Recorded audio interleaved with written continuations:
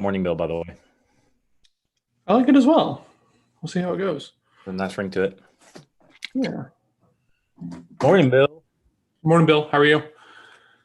Hi. I don't know how am I? I don't know how I am yet. I hear that. I'm still going to decide. It's going to be a good day. Yeah. Okay. Same here. What do you got for today? I've got some heads down work. I've got a connection. Actually, I have a couple connections today. Connection calls. One with maybe a vendor that could work out um, to help out with paid advertising. Okay. And then I've got another one with just a connector that would be possibly good referral. Nice. Okay. Cool. So, what about you? What do you got going on? I'm gonna go have coffee outside of the house for the first time since like spring break. So Yeah. I'm gonna go have a coffee with my buddy Jeff because he's in town. So we're Oh gonna yeah. yeah. And then I've got some client work I need to do. I've got let's see, I've got a coffee. I got invited to like a kind of like a special live event for sharing some of Noah Kagan stuff. So he's been doing these kind of like office hours and things like that. So got invited to that. Might peek in there. Let's see. I've got some stuff today. What'd you get done yesterday? Let's talk about that. All right. So here's our first one. You get to tell me why I'm avoiding things. Um, Okay. I have a really good excuse, but it may just be complete perfectionism or avoidance or something. So you can tell me what you think. Okay. So I did not do my ask at all yesterday Okay. on purpose, but here's the reason why. I completely changed my onboarding, as you know. It Yeah. was a cohort approach before. I brought everybody on at once, and they got content every day in this platform that we're using, right? Hmm. I switched it to you can onboard any day, and you get the content via email. And then I'm going to spend more time trying to interact in the group Okay. really intentionally. Well, I'm on the last 2 days of that old cohort approach. So I just felt like if people came in and saw things one way, then we're delivering content a different way, it would be a bad experience, right? I see the big smile. I get it. That I think it's perfectionism. I just didn't want Yeah. people to have a confusing onboarding Yeah. experience with me the first time they ever saw me in business per se. Because the people I'm asking now haven't really done business with me. They're just friends, right? They're not like my entrepreneurial friends. So I that was my excuse. There might be some avoidance there. I mean, so Because why? it's not Okay, fear. so let Definitely me not ask you fear. this: Why you can do the reach outs without actually dropping them into the group, right? No, I mean the way I have it, yeah, I guess I could. The way I have it set up though is I have a link, and once they hit the link, and when they sign up, they just get onboarded. Like it's done. Like they're in. So if I sent somebody the link to check it out to watch the video, Mhm. they would sign up and they would be in. But still, but okay, sure, I get what you're saying there. But on the very front end of that, right? Like these are people who don't know you as well, right? So they need a little bit of nurturing. They need a little bit of like, oh yeah, I need to hop in here with Jake, and like that part of the conversation can take place now while you're still waiting for this other cohort to like exit and finish your onboarding changes, right? Right. Yeah. So you're saying just like put together like something that says, hey, some people have been working, or I've been working with some people this past 2 months who wanted to accomplish something. And are you something you're interested in me checking out or whatever? Yeah, you know, Just to get the conversation started. yeah, because like you have absolute control over that, right? You can control how many people you're going to reach out to and make that ask to. You can't really control how quickly they take action or if they respond or anything else like this. So Right. don't. I mean, there's always going to be a lag because no one's going to work at the same level of urgency as like we are, right? Right. And so start those conversations now because when you wait until you're ready and you say, okay, guys, cool, I'm ready, and then there's going to be a couple of days because they're not as engaged and stuff like this. So start making those asks now and put them somewhere so that's that way they're really easy to like filter and reach out to. Like, could you build like a quick little landing page that you send these people to, and then there's like an opt-in there? I thought about that just so I wouldn't have to have this conversation today. I was like, can I just spin up a waiting list page real quick? Like, and I just didn't. I was pretty busy yesterday, so that was the excuse. I was like, I'll just I'll get to it. Okay, that's fair. Yeah, the thing that everybody forgets about is there's always a lag in selling, right? You're right. You're right. In the Jeb Blunt book, Fanatical Prospecting, he talks about that whenever you have a slow period in your business, it's usually attributed to a gap in your prospecting or outreach or something along those lines up to 90 days before, right? Mm-hmm. So when you can be consistent in your daily actions and intent now, you don't ever have to deal with that lag time of whenever you're ready to like finally push launch. You're right. You're right. And you know what? There's another fear that I know I have in there is, and I've been trying to get over this because since I've been talking about words and specifically what we say to ourselves in some other groups, I've been trying to be real careful about the things I tell myself. And so what was about to come out of my mouth was I have a bad memory. I have a hard time taking short term and transferring it into long term memory. And I have this fear that I'll see this stuff, I'll put people in funnel, and I won't get back to them and won't take them further down the road because I don't have a CRM that I use to like load in conversations manually. Right. I have an automated type version where you can get on a list and you drop into a CRM, but I don't manually put people on a CRM because I'm just such not a details person, which is my problem. Yeah. So it's a flaw in my sales approach. So that's the fear also is, well, if I get these people started, I may completely forget to go back and then I'm just going to look like a moron. Because they'll come back a week and a half later and be like, hey, when's that thing start? Oh, you can come on any day. Well, why didn't you tell me that? It's like, oh. So here's the deal. You plan out those steps, right? And you put it on the calendar. You say, cool, I'm going to build a landing page and mailing list today. And then you just plan out all those next steps and you put them on the calendar. So that way there's no chance of you actually forgetting to do these things. Right. But man, the sooner you get into the habit of making the asks, the sooner the concern about making the asks goes away. Right. And seriously, to be clear, I don't have any problem with asks. Even cold asks if the ask is framed right. Like I'm cool with getting in and asking if I feel comfortable about that. And that's something else, of course, we'll talk about long term here is getting comfortable with reframing and asking the question. But the ask is not what's scary to me right now. It's still the perfectionism part behind it, I think. I want it to be perfect when they get there, but I would tell other people that they're crazy for waiting too. So, you know, what's crazy is I've been thinking about change and waiting until something is perfect and stuff like this. And then I look at some of the big companies that I'm around and follow and stuff like that. And when you follow a big company for a while, you see how they change, right? And little half steps and stuff like that. And then when you're working with a brand or organization for a while, you can look up and all of a sudden it's like, wow, like they've made lots of changes, right? And everybody was fine all the way through it. So I'm with you, right? Like I want everything to be perfect before I show everybody. So that way I force myself not to do that and put myself in these kinds of spots to where like it is uncomfortable. Like last night I had an epiphany of like, what if every one of my sales calls was just live? Like if you wanted to buy from me anything at all, we had to hop into Zoom and I had to be able to record it and stream it and share it with everybody else. So that way force me to do and live all the stuff that I talked about, right? Be authentic, be a good steward, and do all these things.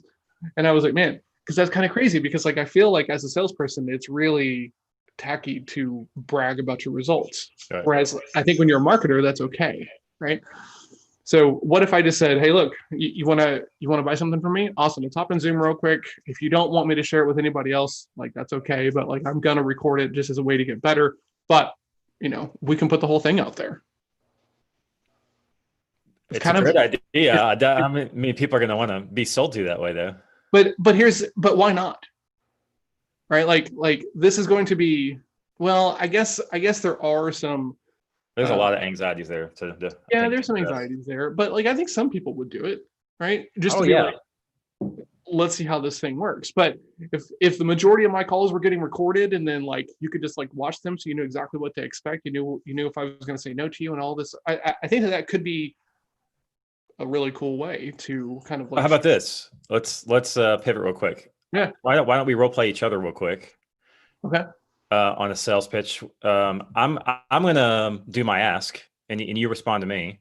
Okay. Like this, because this is gonna be like my text ask, right? Mm-hmm. And we can role play that, and then I'll role play a sales call with you real quick. Okay. Yeah, let's go.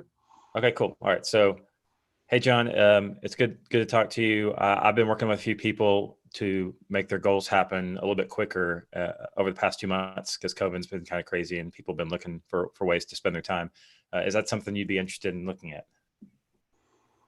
Okay, so this is text, right? Okay.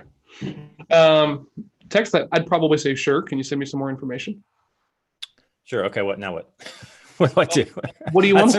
But see, I can send them a link, and then I would have my whole process to do all the work from there. Mm-hmm. Right now, I don't have that. Yeah. I don't want. So what would you say next then? Or would you approach a different way? Would you start that a different way? I'd probably start it a little bit more rapport-ish, right? Okay. Because you're starting pretty pitchy-ish, right? Okay. Like if I was you and I had your offer, Jake, we've been connected for a little bit. How's it going with COVID? And I'd work through some of the COVID stuff, some bonding and rapport. Man, awesome. Did you have any projects that you were hoping to get done with the extra time that didn't get done? Oh, well, yeah, I had this idea and I really want to do that. Oh man, that sounds awesome. I'm curious, why didn't you get it launched? Well, because of this and this and this and this and this. Okay.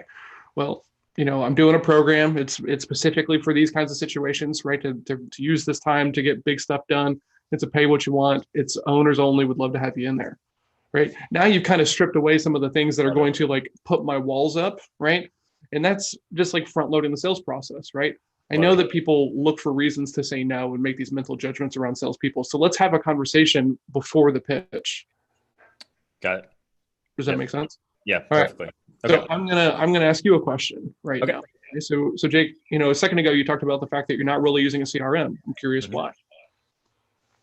I just haven't wanted to take the time to learn it.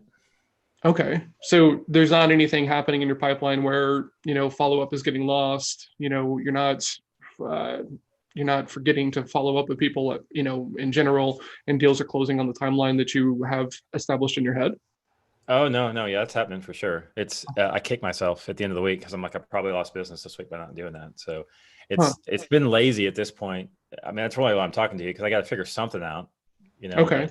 I'm just not, I hate having to figure out new software, especially in this area. Like, I don't mind software, but since I'm not already like raring to go on sales, to learn software about it kind of just makes me go, oh.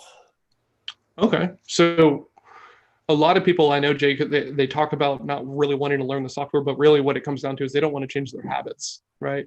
Taking that time to type in the information and really hold themselves accountable to what's happening in those conversations. Do you have any of that reluctance? I mean, maybe some of that. I don't know. That's a good point. Because I definitely don't want to learn a new software. That's the truth. But I also know that I need to. So that's probably, I'm probably past that at this point. So the next thing might be, I'm going to have to start putting stuff right now, because I'm doing it manually, like on paper on a whiteboard, right? Just to track my stuff. So I guess I'm doing the steps anyway. It'd just be putting them somewhere else, right? Well, I mean, I guess that kind of depends. Like, are you getting the results that you're looking for in the tracking and the data out of the whiteboard and the paper? No, it's just comfortable. Is the tracking and using data to make yourself better important to you long term? Yeah, it is. I do it other places. That's a bit of a leady question. I don't like that question. Yeah, because it's too much like I'm about to get objected and overruled on. Here it comes. Jake, so let me reword that. Jake, I'm curious, is the tracking and data aspect something that concerns you long term? Yeah, I mean, I use it other places, so I probably just need to figure out what's the best place to start. Like, that's fair. Yeah, try something that might, like, because you help people kind of figure out which CRM works, right? Because there's a bunch of them you can use. There's a ton. Yeah, I learn about a new one of them each week, right? So a large part of the process is really sitting down to figure out how you sell and what is important to you and what other kind of adjacent areas around like sales process and everything that you are already using, and then customizing one that is the best fit for you. Well, what's one that you use? Because I'm a small business like you. So it depends. I'm very much like a boots on the ground like sales guy, right? You're a little bit different because you're doing a lot of marketing and email and stuff like that. So my kind of go-to options, right, for me, if you're a salesperson, I really like Pipedrive, right? Because there's some really cool functionality that's built into there that you don't even realize it's forcing you to be a better salesperson. Love it. Okay. Doing lots of marketing and stuff like that. I really like Active Campaign. I really like Go Higher Level. Go Higher Level is really cool because you can do text message campaigns out to the people in your network. And if you're like an agency and you're doing lead gen or something like that, you can do like a white label version of it and portion it out to like your clients. Yeah, I've seen that. That's cool. Pretty cool. Cool. Right on. So yeah, I mean that makes sense. And ideally, actually, and this may be help with our conversation too, is what I'd love to do is offboard this to somebody or automate a lot of the process so that I'm spending most of my time contacting the people, not Yes. putting people in and sorting people. And I don't know, most CRMs do that, but yeah. Yeah. Any one of those options is going to be able to do those things. It's more about, standardizing your process. So that way you're not having to think about, okay, what's next? We sit down, we build all this out with you. So that way it's really easy to use and take care of your needs. Okay. So I got to pay for the monthly, right? For whether it's Go High Level or whatever. There's some free ones. Zoho has a free CRM. HubSpot has a free CRM. The thing about the HubSpot CRM one is when you hit that paywall, boy, that's my concern, because it used to be they'd just give you a certain amount of contacts. Now they're cutting off like features. Like they've gotten smarter, I feel like.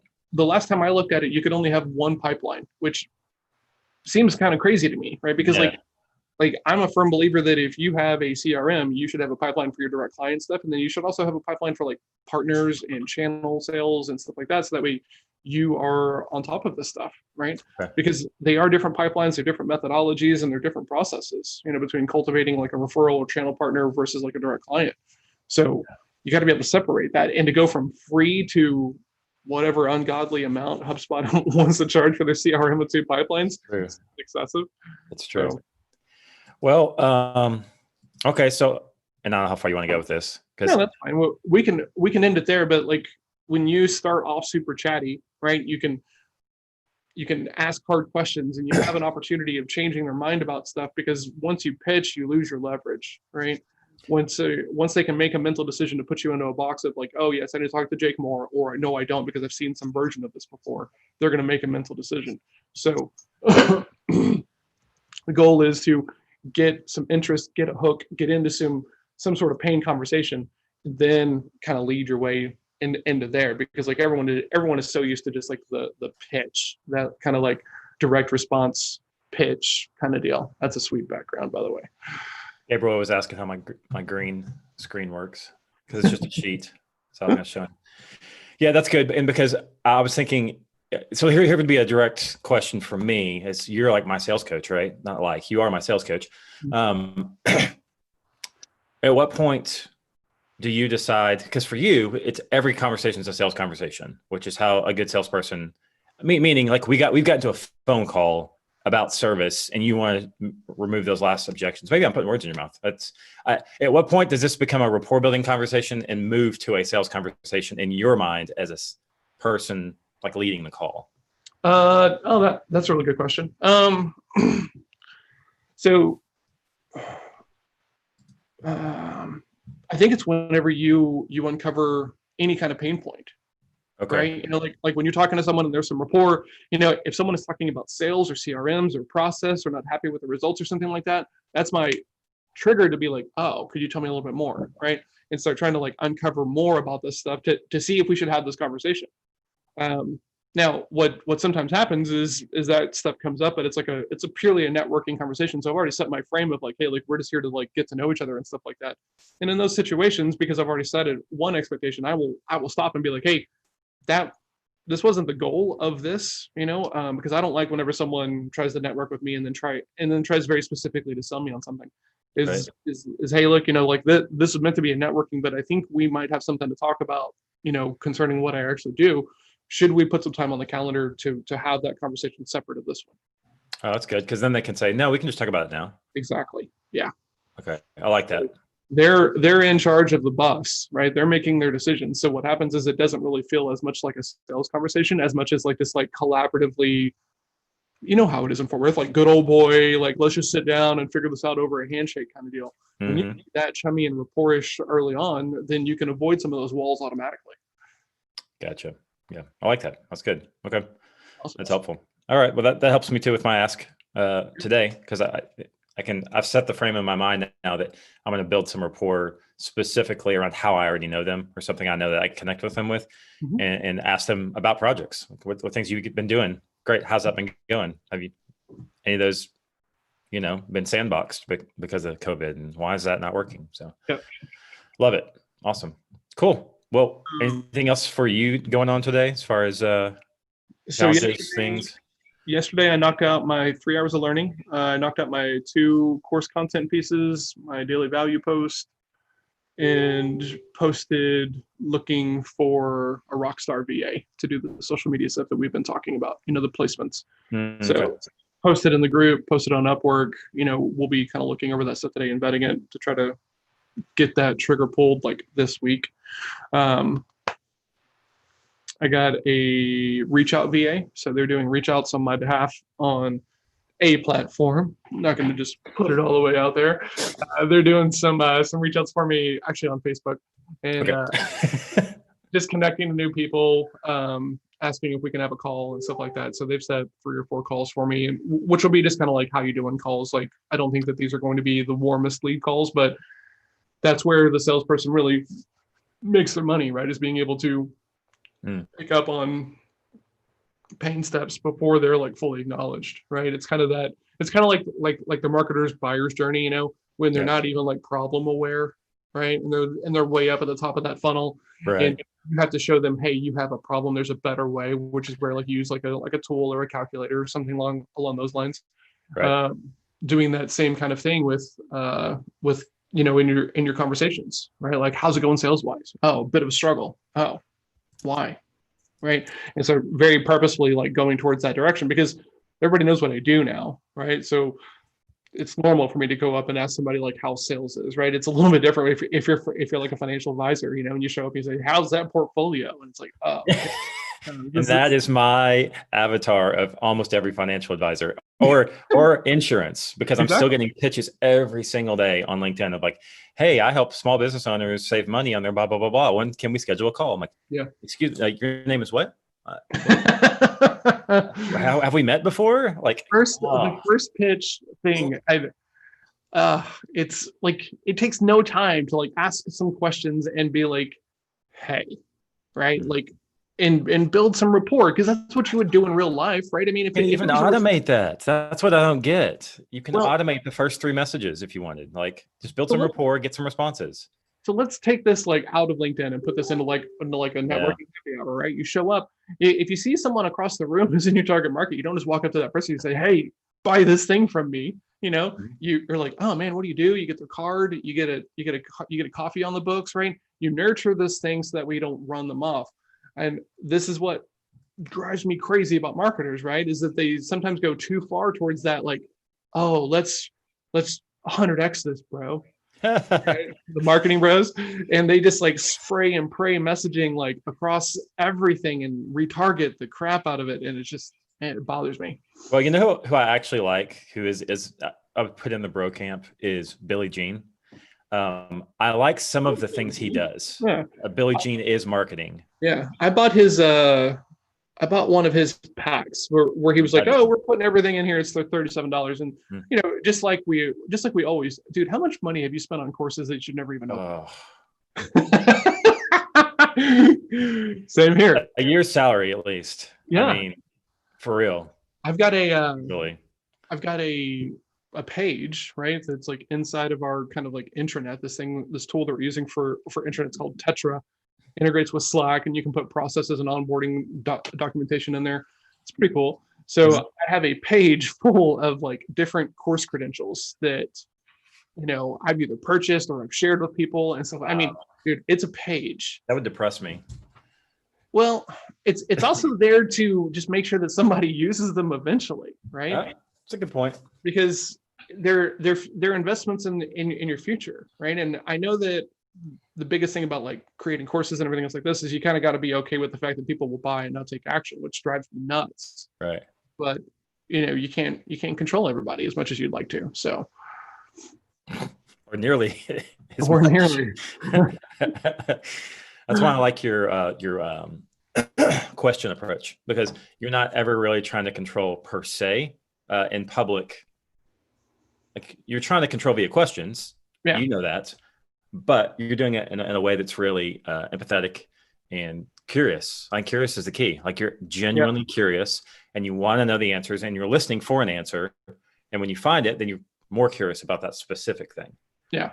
So I love Well, that approach. and that goes back to your intention, right? Because like I'm a big fan of your intentions are going to drive your actions, right? Mm-hmm. So if your intention is just to sell and make money, it's really hard to do the questions and the framing and all these things that we know to be correct because you're just in there like trying to like knock down this goal, right? I'm just trying to knock down this prospect. Yeah.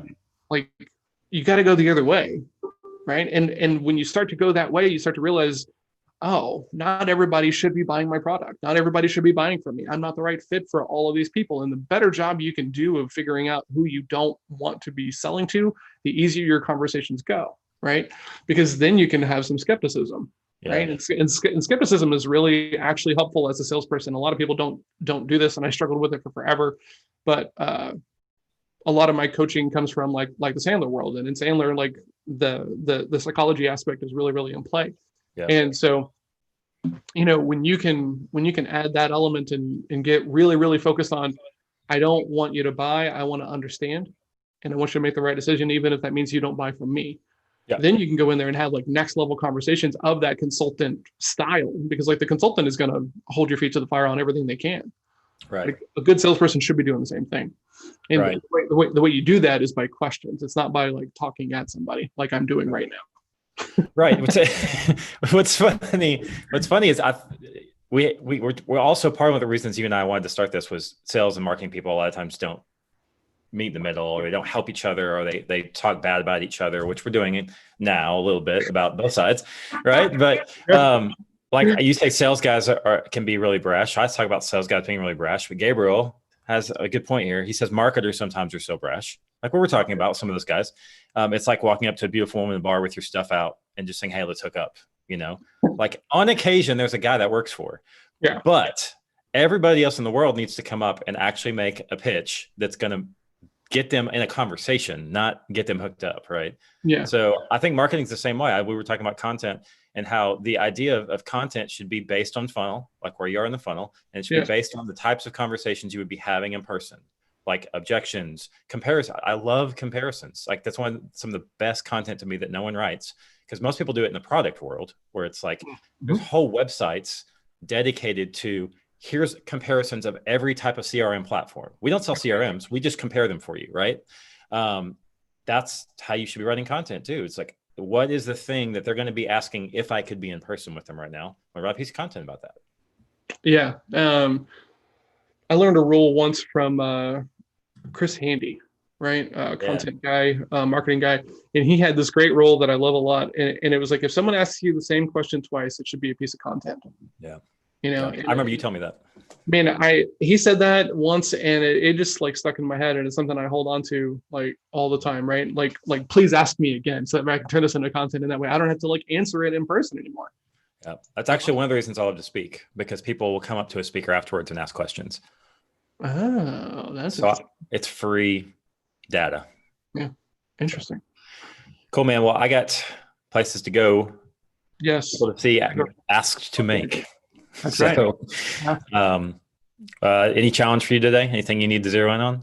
I got to get my Sherpa done. I got to get my my client session done, daily value post, and then checking on the VAs. So nothing too crazy from a productivity standpoint. It's just making sure that I run the program. Okay. Yeah, me too. Just stay on the rails today. So easier said than done some days, but I think I'm in good shape today. My goal is to have by tomorrow for our long show and in our reset. The only thing I should have to do tomorrow is like one daily value post. So we should be able to sit down, figure out next week, place our bets, and do all these things we've been talking about all week. And if you're watching and you want to come with us and you want to set smart goals and crush them and bet on yourself and all of these things, show up tomorrow, because we're doing this thing live. So you can bring your goals. We'll help you game plan them, schedule them out, make them smart. Yep. If you have a really big goal and you're working on it, like talk to Jake, get into his group, because he will hold you accountable to make sure that you get it done in a way that makes sense and is efficient. So, yeah, thanks. Appreciate that. I was actually going to say, where can we get your Sherpa newsletter? Give us that link. Sherpa newsletter. sendfox.com/small mountain, I believe. Is that right? MTN. MTN. Yeah. Yeah. Yeah. It's sendfox.com. Let me see. I'm gonna write it here in the I'm so prepared. sendfox.com Yeah. / small. Yeah, This is what happens when you just show up. Yeah, exactly. Okay. Yeah. And then mine is impactoverretention.com / 30 days apply. And I get you into the 30-day group. So I'm not sure if my chat's working anymore. Interesting. Anyway, we got to go anyway. So thanks for tuning in, guys. Good to see everybody here. Shannon, great to see you. Gabriel, thanks for tuning in 2 days in a row. I saw Michelle Stifler. Oh, hey, Michelle. Yeah, this is her second time in, and she's here on YouTube. So we're getting those comments. So yeah, thanks for coming, everybody, and we'll see everybody tomorrow for the long version. If you were here yesterday, it was kind of the long version too, but these will get tighter. Long version. We're actually going to break down goals, and that's going to be break it down, see the steps, find the challenges, and plan for next week. Awesome. So we'll see everybody tomorrow. Cheers. See you, Bill. See you, Bill.